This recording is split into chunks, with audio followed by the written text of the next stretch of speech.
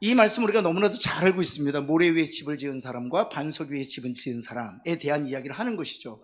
그리고 이제 산상수훈의 결론 부분에 해당하는 것입니다. 그래서 사실 산상수훈을 좀 분해해 보면은요, 5장과 6장은 거듭난 사람, 그리고 천국 백성으로 이 땅에, 천국 백성이라면 맺게 되는 진실된 열매가 무엇인지를 소개하고 있어요. 참고로 말씀드리면 팔복이죠. 우리가 함께 기도했지만 심령이 가난한 것, 그리고 죄에 대해서 애통해하는 것, 그리고 완장질하지 아니하고 온유한 자로 사는 것, 그리고 이 세상에 있는 것들에 주려하기보다는 의에 대하여 그리스도의 성품과 인격에 대하여 주려하고 목말라 하는 것, 화평케 하는 일에 힘쓰는 것, 긍휼히 여기는 것, 마음이 청결한 자, 그리고 이 모든 일을 행함에 있어서 때로는 가정에서 또 직장에서 핍박을 받지만 그것을 기쁨으로 여기는 것, 이것이 거듭난 자가 맺는 마땅한 열매, 하나님께서 기대하신 열매라는 것입니다. 그래서 우리가 나쁜 나무였는데 예수 그리스도의 십자가로 말미암아 다 좋은 나무가 되었어요. 옆에 있는 분에게 다시 한번 확인하는 절차로, 나쁜 나무였지만 십자가로 좋은 나무가 되었습니다. 한번 할까요? 이 나무 스스로는, 나쁜 나무였던 우리가 스스로는 좋은 나무가 될 수 없어요. 그러나 십자가라는 것으로 젖붙임을 받아서 우리가 좋은 나무가 된 것이죠. 그래서 좋은 나무가 되었다면 마땅히 맺는 열매가 무엇이라는 것입니까? 이 팔복이라는 거예요. 그것이 바로 5장의 내용이고요. 그리고 6장에서는 좀 더 심화해서 심령이 가난하고 죄에 대해서 애통해하고 또 완장질하지 않고 온유하고 화평하고 긍휼히 여기고 마음이 청결하는 것조차도 사람에게 보이려고 하지 말라 하는 거예요. 좀 더 심화해서 그것이 마땅히 거듭난 자라면 사람에게 보이려고 그 의도와 동기를 가지고 하지 아니하고, 거듭난 자라면 마땅히 하나님 앞에서 하나님께 보이려고 행한다는 것입니다. 그것이 거듭난 자의 마땅한 맺게 되는 인격적 열매라는 것이죠. 그리고 나서 이제 7장에서 계속 그 얘기 하시는 거예요. 나더러 주여 주여 하는 자마다 다 천국에 갈 수 없다. 다시 말씀드리지만 주여 주여 하는 사람들이 천국에 못 간다 이런 뜻이 아닙니다. 주의 이름으로 많은 권능을 행하고 선지자 노릇하고 또 귀신 쫓아낸다고 해서 천국 못 간다는 얘기 아니에요. 다 천국에 못 간다는 것은 주여 주여 주의 이름으로 고백하고 많은 선지자 노릇하고 많은 권능을 행하고 귀신 쫓아내는 사람들 중에 천국 가는 사람도 있고 또 천국까지 못하는 사람도 있다는 것입니다. 왜냐하면 그것은 확실한 열매가 아니고 5장 6장에서 말하는 것처럼 그런 확실한 열매가 아니기 때문에 그것으로 나의 구원을 진단하면 큰일 난다 이런 뜻이에요. 그래서 그것으로 나의 구원을 진단하지 마라. 나의 구원을 진단하기 위해서는 5장 6장을 가지고 진단해라 그거 말씀하시는 거예요. 그리고 나서 오늘 모래 위에 지은 집과 반석 위에 지은 집을 말씀하시는 것이죠. 여러분, 왜 모래 위에 집과 반석 위에 지은 집을 말씀하시냐면, 이제 말씀 나누겠지만 비슷해요. 비슷해요. 모래 위에 지은 집과 반석 위에 지은 집은 구분이 잘 안 된다는 거예요. 한번 볼까요? 1번 한번 볼까요? 모래 위에 지은 집과 반석 위에 지은 집의 이야기는 먼저 대상이 누구냐, 누구에게 하신 말씀이냐 하는 거예요. 한번 볼까요? 7장 26절 말씀 한번 볼까요? 같이 한번 읽겠습니다. 읽었지만, 우리가 본문을 읽었지만 다시 한번 읽겠습니다. 시작. 나의 말을 듣고 행하지 아니하는 자는 그 집을, 그렇죠, 나의 이 말을 듣고 뭐하지 않는 자? 행하지 않는 자는 모래 위에 집을 지은 어리석은 사람 같다. 이제 하나씩 보겠지만, 그렇다면 이 26절부터 27절까지 이 말씀은 누구에게 하는 말씀이냐? 좀 더 구체적으로 말씀드리면 1번 한번 볼까요? 제가 읽을게요. 천국에 관한 교훈은 계속 듣고 있는 사람들, 천국에 관한 교훈을 계속 듣고 있는 사람들, 그것 듣기를 기뻐하는 사람들에게 하신 말씀. 26절에 보면 듣는다고 했죠. 근데 행하지 않는 거예요. 그래서 이 26절부터 27절의 말씀은 천국에 관한 교훈을 계속 듣고만 있는 사람들, 그리고 듣기를 기뻐하는 사람들에게 하신 말씀이다 하는 거예요. 네. 그다음 두 번째, 기독교인임을 주장하는 사람들, 그리스도의 제자임을 고백하는 사람들에게 하신 말씀이라는 것입니다. 여러분, 세 번째 한번 가볼까요? 이건 같이 한번 읽겠습니다. 시작. 구원의 이익과 축복만을 찾아 구하는 자들에게 그 위험성에 대해서 경고하시는 말씀입니다. 구원의 이익과 축복만을 찾아 구하는 자들에게 그 위험성에 대해서 경고하시는 말씀이에요. 왜냐하면 그 구원의 이익과 축복을 받았다고 해서 그것으로 내가 구원 받았다고 확증할 수 없기 때문이라는 것이죠. 그래서 네 번째 한번 볼까요? 거짓 신앙 고백과 참된 신앙 고백의 차이, 기독교인과 표면상의 기독교인의 차이, 참으로 거듭나서 하나님의 자녀가 된 사람들과 다만 그렇게 생각하고 있는 사람들과의 차이를 보여주기 위하여 이 말씀하셨다는 것입니다. 다시 읽어드리면 모래 위에 지은 집과 반석 위에 지은 집, 그리고 그 사람들을 말씀하시는 것은 거짓 신앙과 참된 신앙의 고백의 차이가 있다는 것을 말씀해 주시기 위함이라는 거예요. 그래서 기독교인과 진정한 기독교인과 표면상 무늬만 기독교인의 차이가 있다는 것을 말씀해, 참으로 거듭나서 하나님의 자녀가 된 사람들이 있고 다만 그렇게 생각하고 있는 사람들, 거듭나지 않았지만 스스로 그렇게 믿고 그렇게 생각하는 사람들과의 차이가 있다고 이 말씀을 하셨다는 사실입니다. 따라서 이 말씀의 대상은 교회 밖에 있는 사람일까요? 교회 안에 있는 사람일까요? 교회 안에 있는 사람들에게 하신 말씀이에요. 내가 예수 그리스도의 제자다라고 하는 말씀, 주장하는 사람들에게 주시는 말씀이에요. 내가 하나님의 말씀 듣기를 내가 기뻐한다라고 생각하는 사람들에게 주시는 말씀이에요. 하나님과 전혀 무관하고 전혀 교회에 발을 들여놓지 않는 사람들에게 하시는 말씀이 아니에요. 다 교회 안에 있으면서 말씀을 듣기를 기뻐하고 내가 스스로 예수 그리스도의 제자라고 고백하는 사람들에게 하시는 말씀이에요. 그리고 좀 더 구체적으로 내용을 보면은요, 2번 한번 넘어가겠습니다. 두 사람과 두 집의 유사점이 있습니다. 여기 반석 위에 지은 집이 있고요, 모래 위에 지은 집이 있습니다. 그리고 반석 위에 집을 지은 사람이 있고요, 모래 위에 집을 지은 사람이 있어요. 그래서 여기에 보면 이 주님의 말씀에 보면 두 사람과 두 집이 나와요. 그래서 이 두 사람과 두 집의 유사점을 먼저 좀 살펴보도록 하겠습니다. 1번. 두 사람은 같은 소원을 가지고 있어요. 그 소원이 무엇입니까? 집을 세우는 거예요. 두 사람은 같은 소원을, 두 사람은 다른 소원을 갖고 있지 않습니다. 같은 소원을 가지고 있어요. 집을 세우는 것입니다.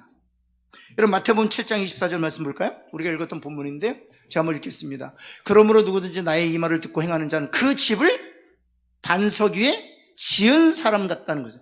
그래서 집을 짓는 일에 관심이 있어요. 누가요? 반석 위에 지은 지혜로운 사람. 여러분 그럼 26절 한번 볼까요? 나의 말을 듣고 행하지 않는 자는 그 집을 모래 위에 지은 어리석은, 모래 위에 짓는 사람은 어리석은 사람이지만 그 사람도 역시 반석 위에 집을 지은 사람과 같이 동일한 소원을 가지고 있어요. 집을 짓는다. 그래서 집을 짓는 일에는 다 관심이 있어요. 두 사람 다 집을 짓는 일에 관심이 있어요. 기독교인으로서 맺어야 되는 열매에 대해서 관심이 있는 거예요. 기독교인으로서 알아야 될 진리에 대해서 관심이 있는 거예요. 기독교인으로서 이 땅을 살아가면서 남겨야 될 공로에 대해서 다 관심이 있어요. 그 얘기를 하는 거예요. 그래서 보면 이 두 사람이 차이가 있을까요, 없을까요? 집을 짓는 일에 관심이 있기 때문에 차이가 없어요. 차이가 안 보여요. 여러분, 두 번째 한번 볼까요? 이번 보시면 두 사람은 같은 장소에 집을 세우려고 했습니다. 왜 같은 장소냐? 그러니까 모래와 반석은 달라도 지역은 같다, 이런 뜻이에요. 지역은 같다. 왜냐하면 두 집이 정확하게 무슨 시험을 받고 있습니까? 같은 시험을 받아요. 같은 시험을 받아요. 창수가 나고 물이 같은 지역에 있어요. 두 집은 서로 매우 가까이 있어서 정확히 같은 상태 아래에 있었다는 것입니다. 그래서 창수가 날 때 반석 위에 지은 집도 영향을 받는 것이고요, 모래 위에 있는 집도 영향을 받아요. 그래서 같은 에어리어에 있어요. 여러분 한번 볼까요? 마태복음 7장 25절 말씀, 본문에서 말씀, 비가 내리고 창수가 나고, 이 순서를 한번 잘 보세요. 비가 내리고 그 다음 뭐예요? 창수가 나고 그 다음 바람이 불어. 이 얘기는 좀, 이건 본문하고는 상관없는데요, 제가 그 부목사로 있었을 때 담임 목사님이 한번 이러시는 거예요. 본인의 이름이 성경에 있다는 거예요. 설교 시간에. 깜짝 놀랐죠. 저는 제 이름이 없습니다. 신철이라는 이름을 아무리 찾아봐도 없는 거예요. 근데 목사님이 그러시는 거예요. 자기 성을 가진 사람도 있고 자기의 이름도 등장한다는 거예요. 목사님이 노시거든요. 노아의 후손이라고 늘 말씀하세요. 나는 노아의 후손. 저한테는 늘 그러세요. 박 목사, 박씨 있어? 성경에? 박씨는 없습니다. 아무리 찾아봐도 없습니다. 그런데 더 놀라운 건 이름도 있다는 거예요. 근데 이름이 어디 있지? 그랬더니 이 본문 창수, 요게 이름입니다. 그래서 본인은 성경에 기록된 인물이라고 늘 주장하셨는데 이 본문만 읽으면 그 생각이 떠올라서 7장 15절 다시 7장 25절 다시 한번 보여주시겠어요? 이 진행되는 과정을 비가 내렸어요. 그 다음 뭐예요? 창수가 나고 또 그 생각나네. 창수가 나고 그 다음 뭐예요? 바람이 불었어요. 요 순서 이제 기억하시고 처음에 뭐예요? 비가 내리고 그 다음 창수가 나고 그 다음 바람이 불어. 그럼 다시 한번 볼까요? 7장 27절 한번 볼까요? 모래 위에 지은 집을 볼까요? 같이 한번 읽겠습니다. 시작. 비가 내리고 창수가 나고 똑같죠? 똑같다니까. 이 시험이 다르지 않아요. 똑같은 영향권 아래에 있어요. 그래서 그 두 집이 멀리 있지 않습니다. 그냥 옆에 붙어 있어요. 옆에 있는 분 한번 보실까요? 네 집과 내 집이 같이 붙어 있는 거예요. 같이 있는 거예요. 같이 선교에도 같이 있고 전도에도 같이 있고 가족 안에도 있고 그런 거예요. 교육자들 안에도 있고 노예도 있고 장로님들 뭐 미팅할 때도 있고 다 있는 거예요. 그냥 그 위에는 거기에 모래 위에 지은 집도 있고 반석 위에 지은 집도 있고 모래 위에 지은 집을 지은 사람도 있고 안 보여. 그리고 소원 똑같다니까. 뭘 짓는 거예요? 집을 짓는 일에는 소원을 가지고 있고 집을 짓는 일은 열심이라니까요. 똑같아요. 그 다음 한번 세 번째 한번 볼까요? 세 번째 뭐가 또 똑같은가? 두 사람이 지은 집 모양도 같은 것으로 보여집니다. 왜냐하면 여기 이 주님이 말씀하실 때는 뭐만 얘기해요? 기초만 얘기해요. 어떻게 집이 지어졌느냐에는 관심이 없어요. 지은 집도 거의 유사해. 거의 달라. 모래 위에 지은 집을 지은 사람도 신앙생활 열심히 하고 또 복음에 대한 지식도 정통하고 그리고 정말 교사로서 평생 수고하고 반석 위에 지은 집들은 똑같아요. 복음에 정통하고 신앙생활 열심히 하고 그 다음에 교사로서 수십 년 동안 성경 똑같아요. 근데 뭐만 다른 거예요? 기초만 다른 거예요. 기초에 대해서만 얘기한다는 겁니다. 우리 7장 24절 한번 볼까요? 7장 24절.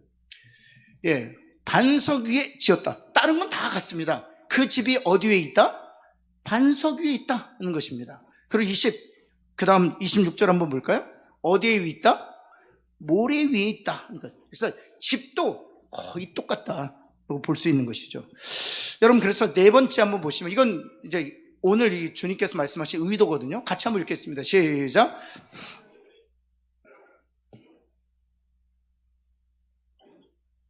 그렇죠.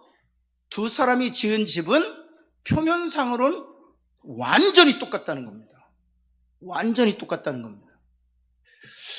여러분, 그래서 주님이 이 말씀을 통해서 우리에게 들려주신, 그래서 잘 구분이 안 돼요. 여러분, 그리고 3번 한번 보실까요? 3번. 그러니까 우리 입장에서 구분이 안 된다는 거죠. 주님은 뭐 너무나도 구분이 잘 되시죠. 두 사람과 두 집의 다른 점. 그럼 다른 점을 한번 볼까요? 다른 점. 그래서 유사점을 보면 제가 주님이 어떤 비유를 하셨냐면 이 비유가 떠올라. 유사점과 관련해서는 벼하고 피가 어때요? 같아요. 피를 안 뽑습니다. 그렇죠? 피를 왜 안 뽑습니까? 논에서 벼농사 하시는 분들이 왜 가라지를 왜 안 뽑습니까? 가라지 뽑다 못 뽑을까봐? 그렇죠. 진짜 알곡을 뽑을까봐 놔두는 거잖아요. 왜냐하면 거의 유사점이 보이지 않아요. 똑같으니까. 그 비유가 떠오르더라고요. 세 번째 한번 볼까요? 두 사람 다른 점을 한번 보시겠습니다. 다른 점. 이제 뭐가 다르냐? 거죠. 1번 한번 볼까요? 이게 다른 점을 말해도 먼저 전제가 이거예요. 구별하기 쉽다, 어렵다. 그러니까 다른 점을 말해도 구별하기 어렵다는 게 전제예요. 일반적으로는 진정한 기독교인과 거짓 기독교인의 차이가 분명히 클 것이라고 생각하지만 분명히 차이가 나는 사람도 있습니다. 확실히 저 사람은 거짓 기독교인이야, 불신자야, 이게 확실히 차이가 나지만 정말 차이가 나지 않는 경우도 있다는 겁니다. 실제로는 극히 미묘하며 구별하기도 어렵다고 하다는 것입니다. 그래서 우리가 산상수훈에서도 예수님께서 거짓 선지자들에 대해서 이렇게 말씀하시잖아요. 무슨 옷을 입고 있다? 양의 옷을 입고 있다. 그래서 잘 모른다는 겁니다. 또 뿐만 아니라 우리가 21절에 24절에 보았지만 주여 주여 하는 자들 중에 또 주의 이름으로 선지자 노릇하고 많은 권능으로 귀신을 쫓아내는 사람들 중에 또 거짓 기독교인들이 있다는 것입니다. 그래서 참 구별하기 미묘하다. 그럼에도 불구하고 다른 점을 찾아보면 먼저 두 사람의 다른 점을 한번 보도록 하겠습니다. 2번 A번 한번 볼까요? 그러니까 주님이 말씀하신 것을 통해서 다른 점이 무엇인가 같이 한번 읽어볼까요? 시작. 모래 위에 집을 지은 사람은, 그렇죠, 모래 위에 지은 사람은 어리석은 사람이다 이렇게 말씀하셨다는 겁니다. 마태복음 7장 26절 한번 볼까요? 나의 말을 듣고 행하지 않은 자는 그 집을 모래 위에 지은 어리석은 사람이다 라고 말씀하셨다는 거죠. 그래서 왜 그가 모래 위에 지은 사람을 어리석은 사람이라고 말씀하셨느냐? 여러분, 그 모래 위에 짓는 집이 쉬울까요? 반석 위에 집을 짓는 집이 쉬울까요? 그렇죠. 그래서 모래 얘기를 하시는 거예요. 모래가 훨씬 더 쉽게 집을 지을 수 있습니다. 그래서 보시면 성급하게 집을 지으려고 한다는 것입니다. 이 모래 위에 집을 지으려고 하는 사람은, 여러분 같으면 여러분의 집을 모래 위에 짓고 싶습니까? 반석 위에 짓고 싶습니까? 제가 그 부목사로 사역했을 때 그 교회가 땅을 샀어요. 땅을 샀는데, 그리고 거기다 이제 새로운 교회를 건축했어요. 근데 어떤 얘기를 제가 듣게 되었냐 하면, 교육자회 시간에 그 공사하시는 분들 그 땅 밑을 지지를 다 검사하잖아요. 그런데요, 그 밑에 안반이 있다는 거예요. 그래서 원래는 교회가 이렇게 섰어야 되는데 그 안반 때문에 이렇게 디자인을 좀 설계도를 좀 바꿨어요. 그 안반이. 근데 그 본당 밑이 안반이에요. 그래서 공사비가 한 2배 정도 더 들었거든요. 그 안반 깨느라고. 그런데 그래서 공기도 훨씬 더 늘어났습니다. 공기가 한 몇 개월 더 늘어났어요. 계약했던 공기보다. 그래서 이게 반석 위에 집을 그래서 저희들이 흔히 무슨 얘기를 했냐면, 본당이, 예배당이 다 건축되고 나서 우리 교회는 반석 위에 지은 교회라고. 정말 힘들고 어렵게 집을 졌는데, 또 감사하잖아요. 그런데 반석 위에 집을 짓는 건 너무 어려운 일이에요. 너무 어려운 일이에요. 그래서 우리는 우리의 집을 지을 때 반석 위에 집을 짓는 게 맞지. 그러나 실제로 반석 위에 집을 짓는 것이 어렵습니다. 왜냐하면 돈도 더 많이 들어가고 시간도 더 많이 들어가고 또 다른 공법을 써야 되기 때문에 쉽지 않거든요. 그래서 우리는 쉽게 지으려고 한다는 거예요. 쉽게. 그것이 바로 모래 위에 집을 지으려고 하는 사람들의 의도다는 것이죠. 그 다음에 모래 위에 집을 지으면 건축법도 무시하고 지을 수 있습니다. 그냥 기둥 받고 그냥 지으면 되니까. 예, 그 다음 또 뭐냐 하면, 모래 위에 집을 짓는 사람들, 이게 이제 가장 중요해요. 모래 위에 집을 짓는 사람들은 그 앞에 첫 번째, 두 번째는 상관없어요. 건축법이든지 쉽게 지어 상관없어요. 가장 중요한, 주님이 가장 이렇게 강조하는 부분은, 모래 위에 집을 짓는 사람들은요, 나중에 일어날 일에 대해 걱정할까요, 안 할까요? 안 해요. 집을 짓는 게 중요하지 나중에 어떻게 되는 건 상관없어요. 거기가 다른 점이에요, 사실은. 그럼 두 번째, 반석 위에 집을 지은 사람 한번 볼까요? 마태복음 지혜로운 사람이라고 말씀하시죠. 왜 지혜로운 사람이라고 말씀하시느냐? 바로 7장 24절 말씀 때문입니다. 그러므로 누구든지 나의 이 말을 듣고 행하는 자는 그 집을 반석 위에 지은 지혜로운 사람이다 이렇게 말씀하셨다는 거죠. 왜냐하면 반석 위에 집을 지으려면 도움이 필요합니다. 제가 부목사로 있을 때 그 건설회사가 미국에서 탑 5 안에 드는 회사였거든요. 그리고 전체 미국에서 공사하는 현재 같이 저희 그 교회를, 제가 섬기던 교회를 짓는 것과 동시에 다른 공사들 많이 하는데 약 10조 정도의 공사를 현재 진행하고 있는 탑 5 안에 드는 공사를, 대기업이래요. 근데 그럼에도 불구하고 반석 위에다가 짓는 데는요, 다른 업체를 부르더라고요. 왜냐면 자기들이 그 문제를 해결할 수 없으니까. 다이너마이트 집어넣고 그다음 기둥 박는데도 좀 더 특별한 특수장비들이 와야 되고 그러더라고요. 그래서 무슨 얘기를 하냐? 반석 위에 집을 지으려면 도움을 받아야 된다는 거예요. 특별한 어떤 그런 일에 전문가에게 도움을 받아야 돼요. 그래서 반석 위에 집을 지은 사람이 왜 지혜롭냐? 늘 그 집을 짓기 위해서 누구에게 도움을 청한다는 거예요? 내가 짓지 아니하고 주님께 도움을 청한다. 성령님께 도움을 청한다. 하나님의 은혜를 간구한다는 거예요. 바로 그 얘기를 하는 거죠. 그 다음 보면 적어도 설계도를 입수하려고 한다. 왜냐하면 반석 위에 집을 짓는 것은 쉽지 않기 때문에 여기서 말하는 설계도란 말씀을 보는 거죠. 말씀을 열심히 연구하면서 정말 그 집을 짓기 위해서 최선의 노력을 다한다는 것이죠. 또 뿐만 아니라 여기서 정말 그 차이점이 뭐냐면 여긴 기록되어 있지 않는데 이 모래 위에 집을 지은 사람과 반석 위에 집을 지은 사람과의 결정적 차이는 미래에 대해서 생각한다는 거예요. 미래에 대해서. 창수가 나고 비바람이 불면 그때 어떤 결과를 얻게 될 것인가 하는 미래와 장래를 생각하면서 집을 짓는다는 것입니다. 바로 그것이 두 사람의 다른 점이라는 것이죠. 그러면 두 집의 다른 점을 한번 볼까요? 두 집의 다른 점 한번 보시겠습니다. 두 집의 다른 점. 첫 번째 한번 A번 한번 볼까요? 우리 한번 이것은 같이 한번 읽을까요? 이거 되게 중요한데 시작. 집을 세우고 끝났을 때에는 오늘 주님께서 말씀하신 이 모래 위에 집은 지은과 반석 위에 집을 지은 것은 이제 끝난 거예요. 끝난 거. 이제 변경할 수 있는 것이 아니에요. 오늘 이 주님이 말씀하신 것과 관련해서 말씀드리면 이미 끝난 거예요. 그리고 B번 한번 볼까요?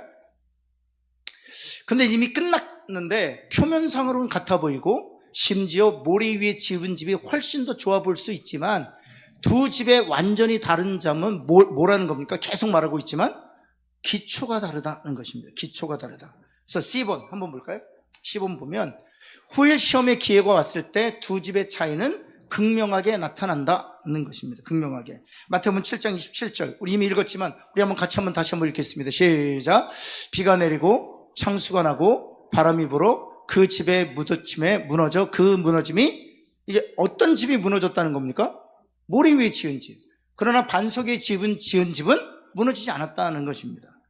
그렇다면 우리가 지금 이 본문을 계속 읽는데 누가 모래 위에 지은 집이고 누가 반석 위에 집을 지은 것입니까? 차이가 있어요. 차이가. 같은 점은 들었다는 데에 같은 점이 있고요. 차이는 어디에 있어요? 행하지 않았다. 물론 다음 주에 한번 말씀드리겠지만 먼저 다음 주 거를 땡겨서 드리면 여러분 들었는데 행하지 않았다는 겁니다. 들었는데 행하지 않았다는 것은 바로 그것이 그 사람이 거짓 그리스도인이라는 것을 보여주는 극명한 차이다 이렇게 말씀하시는 거잖아요. 그러면 여기서 우리가 조심해야 될 게 뭐냐면 그럼 구원은 행위로 얻는 것인가? 라고 반문할 수 있거든요. 구원은 행위로 얻는 것인가? 여러분 성경 전체에서 말하고 있는 것은 구원은 행위로 얻는 것입니까? 하나님의 은혜로 주어지는 것입니까? 그렇죠? 우리가 행위로 얻을 수 없어요. 다시 말씀드리지만 구원은 우리의 행위로는 결코 얻을 수 없습니다. 왜냐하면 우리의 행위로는 구원의 값을 지불할 수 없기 때문에 우리는 늘 불의할 수밖에 없기 때문에 그렇거든요. 그래서 우리의 행위로는 구원을 획득할 수가 없어요. 그래서 하나님의 은혜로 값없이 주셔야만 우리가 구원을 얻는 것이거든요. 근데 주님이 지금 무슨 말씀을 하시는 것입니까? 이 거짓 그리스도인들 그리고 모래 위에 집을 지은 사람들은 듣기는 하는데 행함이 없다 이렇게 말씀하시는 거거든요. 그럼 무엇을 말씀하시는 겁니까? 이걸 뒤집어 보면 이렇게 말씀하시는 것처럼 들리잖아요. 행함이 있어야 너가 구원받았다고 할 수 있다 이렇게 들리잖아요. 무엇을 얘기하는 것입니까? 바로 이 얘기하는 거예요. 우리가 다 들어요. 다 들어요. 그런데 실천을 통해서 우리의 구원을 우리 스스로 얻어야 된다라고 말씀하시는 것이 아니라 듣는데 진짜 거듭난 사람들은 어떤 열매를 맺는다고 말씀하시는 거예요? 그렇죠. 행함이란 열매를 맺는다 이 말씀하시는 거예요. 우리가 다 듣는데 진정으로 거듭나고 진정으로 하나님의 은혜로 말미암아 하나님의 자녀가 된 사람들은 반드시 실천한다 이런 뜻이에요. 그런데 거듭나지 않는 사람들은 듣기는 하는데 뭐하지 않는다? 실천하지 않는다. 그래서 우리가 거듭난 것을 알기 위해서는 그 사람의 행위와 실천의 여부를 보아야 한다라고 말씀하시는 거예요.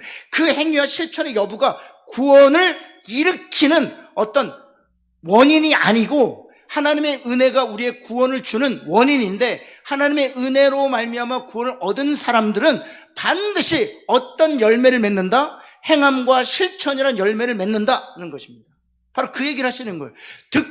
듣는 거는 너무 기뻐하는데 적용하지 않고 실천하지 않고 그것을 우리의 삶으로 살아내지 않는다면 그 사람은 거듭나지 않은 사람이다, 죽은 사람이다 라고 말하고 있는 거예요. 왜 이런 얘기 하지 않습니까? 우리 부모들이 자녀들이 말을 안 들으면 어디에다 대고 말하는 것 같다고 그래요? 벽에다 대고 벽은 살아있습니까? 죽어있습니까? 죽어있죠. 옆에 있는 분 한번 물어보세요. 벽이십니까? 벽이에요, 벽. 그러니까 듣기는 해요. 벽이요. 아무 얘기도 안 하고 서 있어요, 벽이. 잘 들어요. 내가 하는 말 다 들어요, 벽이. 다 들어요. 그런데 행동하지 않아요. 왜냐하면 죽어있으니까. 바로 그 얘기 하시는 거예요. 그러니까 모래 위에 지은 집과 반석 위에 지은 집은 딱 차이가 있는데 어떤 차이가 있느냐? 듣기는 해요. 근데 행동하지 않아요. 왜냐하면 그 사람은 죽은 사람이니까. 죽은 사람이니까 미래에 대해서도 관심이 없어요. 바로 그 얘기 하시는 거예요. 그래서 듣는 사람들은 집을 세우는 데에는 관심이 있어요. 왜냐하면 이 집을 세운다는 것은요, 세상적으로도 칭송받을 수 있는 일이거든요. 이게 거듭난 사람이 아니어도 일반적으로 모든 사람들은요, 사람들에게 인정받고 사람들에게 칭찬받고 사람들에게 존경과 사람들에게 숭상받는 걸 좋아해요. 그러기 위해서는 뭔가 남겨야 되거든요. 공로를 남겨야 돼요. 열매가 있어야 돼요. 그래야만 사람들이 존경해 주거든요. 따라서 거듭나지 않은 사람도 교회에 와서 그런 탄력, 세상이 주는 그 탄력을 가지고 열심히 집을 짓는 거예요. 그럼 사람들이 세상 사람들처럼 똑같이 칭찬해 주거든요. 똑같이 존경해 주거든요. 똑같이 인정해 주거든요. 그렇기 때문에 거듭나지 않은 사람이어도 교회에 와서 교회 방식대로 얼마든지 멋있는 일들을 한단 말이죠. 여러분 그 타락한 가장 그 시대가 언제입니까? 중세 기독교잖아요. 그를 암흑의 시대라고 하지 않습니까? 이 암흑의 시대 때 지어진 성당들 한번 보세요. 저는 유럽을 꼭 한번 가보고 싶어요. 유럽은 그리스하고 터키밖에 못 가봤어요. 근데 제가 이탈리아나 이쪽에 가보고 싶은 건 정말 멋있게 지어진 그 성당을 좀 보고 싶은 거예요. 그런데 여러분, 이렇게 멋있게 지어진 성당인데 왜 그때 그 암흑의 시대입니까? 그렇죠. 거듭나지 않은 사람들이거든요. 그런데 집을 짓는 데는 관심이 많았던 거예요. 지금도 마찬가지 아닙니까? 저는 인구도 막 줄고 막 그런다고 하는데 건물을 막 몇백억씩 빚을 져가지고 막 어떡하나 싶어요. 저 개인적으로는 어떡하나 싶어요. 그래서 이자를 한 달에 500억을 빚을 지면 한 달에 이자가 얼마인 줄 아세요? 요즘 금리로? 3억이 넘어요. 1년에 얼마를 냅니까? 36억만 이자로 내는 거예요. 그냥 원금은 하나도 못 갚고 36억을 계속 내는 거예요. 저는 그거 이해가 안 돼요. 저는 솔직히 전 이해가 안 돼요. 저는 3억 가지고 사람들 키우고 그런 일 하면 좋지 않습니까? 네, 하여튼 제가 왜 말씀드리냐, 이런 일은 거듭나지 않아도 똑같이 할 수 있다는 거. 똑같이. 근데 여러분 교회에 대해서 이게요, 지방에 한번 가보세요. 지방에 한번 가시면 수영장을요 1,000억 원짜리 잘 져놨어요. 그리고 또 공항을요 몇 조짜리 잘 져놨어요. 그 공항 이용합니까? 일주일 내내 100명도 이용 안 해요. 수영장이요 문 닫았어요. 이용객이 없어가지고. 왜냐면 정치인들이 공약해가지고 500원 1,000억 들여서 수영장 만들고, 정치인들이 공약 몇 조 들여서 활주로 만들고 비행장 사용을 안 해요. 사용을. 똑같아요. 세상 사람들도 역시 모래 위에 집을 짓는 사람들이 있어요. 대부분이 모래 집을 짓는 것이지만 그런 방식이 어디에서도 가능하다? 교회에서도 가능한, 얼마든지. 그래서 말씀하시는 거예요. 예, 정말 우리들은 거듭난 사람으로서의 그런 마땅한 열매들이 여러분의 삶 속에 나타나기를 예수 그리스도는 축원합니다. 근데 제가 이 문제는 여러분을 격려해드리기 위해서 좀 드려야 되는데, 제가 일전에서 잠깐 말씀드렸는데, 우리 아이들이 자라나는 게 눈에 보입니까? 잘 안 보여요. 우리 아이들이 이럴 때 있잖아요. 부모의 입장인, 우리 아이랑 늘 사는데도 언젠가 저희 큰애가 저보다 큰 거예요. 너무 놀란 거예요. 야, 너 언제 나보다 크지? 여러분, 혹시 여러분의 자녀들이 여러분보다 큰 그 시점을 몇 시, 몇 년, 몇 월, 정확히 아는 분 계세요? 목사님, 우리 아이가요, 우리 딸내미가요, 저보다 2019년 10월 13일 1시 13분 21초 시로 저보다 컸어요. 혹시 그렇게 아시는 분 계세요? 대부분 몰라요. 얼마나 컸는지 잘 몰라요. 제가 왜 이 말씀 드리냐면 우리의 성장도 마찬가지예요. 그런데 여러분, 옆에 있는 분 한번 축복해. 많이 변했다 한번 할까요? 많이 변했어요. 진짜 거듭난 사람들은요, 진짜 많이 변했어요. 정말 많이 변했어요. 다시 한번 옆에 있는 분 얼굴 보시겠어요? 근데 이게 왜 제가 자꾸 이러냐면, 제가 저를 보면 안 변한 것 같아요. 제가 저를 보면 잘 안 변한 것 같아요. 근데 여러분의 변화를 확실히 여러분이 느끼려면 10년 전 친구 만나세요. 한 번도 여러분과 교제하지 않고 여러분과 이렇게 전화 통화도 안 했는데 그때 고등학교 동창생 한번 보세요. 꼭 만나세요. 그리고 한번 나 어때? 한번 물어보세요. 한 번은 제가요, 저도 이런 고민이 있었어요. 내가 목사로 변했나? 내가 정말 예수 믿고 진짜 변한 거듭남의 모습이 있나? 제 아내는 맨날 뭐라고 하거든요. 아내는 몰라요. 옆에 있는 분에게 아내는 모른다. 한번 남편도 모른다. 잘 몰라요. 예를 들어서 아내가 여보, 당신은 많이 변했어. 그럼 아내가 정말 훌륭한 거예요. 아내가 거의 예수님처럼 된 거예요. 우리는 옆에 있는 사람은 잘 몰라요. 변화를 잘 몰라요. 그런데 제가 한 번은 미국에 있다가 한 10년 정도, 고등학교 때 함께 신앙생활했던 친구들 제가 왜냐면 그 교회에서 설교를 했거든요. 제가 고등학교 때 그 교회를 떠나고 나서 제가 그 교회에서 설교를 하는데 너무 두려운 게 제 친구들도 앉아있으니까. 그리고 늘 저를 아이고 신철아 했던 장로님들, 권사님들, 아유 박선생 했던 집사님 쭉 앉아 계시니까 진짜 예수님이 나사렛에서 사역하기 어려운 게 이해가 돼요. 근데 하는데 설교가 다 끝났어요. 친구들이 뭐라고 하냐면, 야, 네가 설교하는데 내가 왜 긴장되냐 그러더니 사석에서 이렇게 만나는데 친구들하고 뭐 이런저런 얘기하고 뭐 교제하더니 친구들이 갈 때쯤, 야, 너 많이 변했다.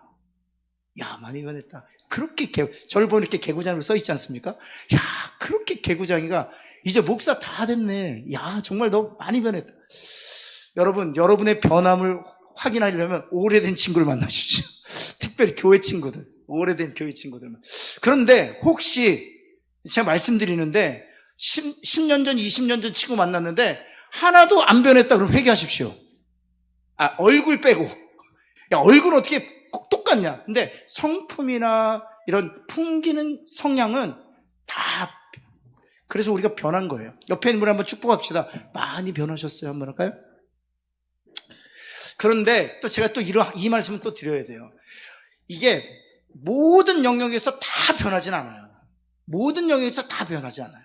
아직도 아킬레스건 같은 게 있어요. 근데 아킬레스건 때문에 자꾸 사단이 너 안 변했어 이렇게 참수하거든요.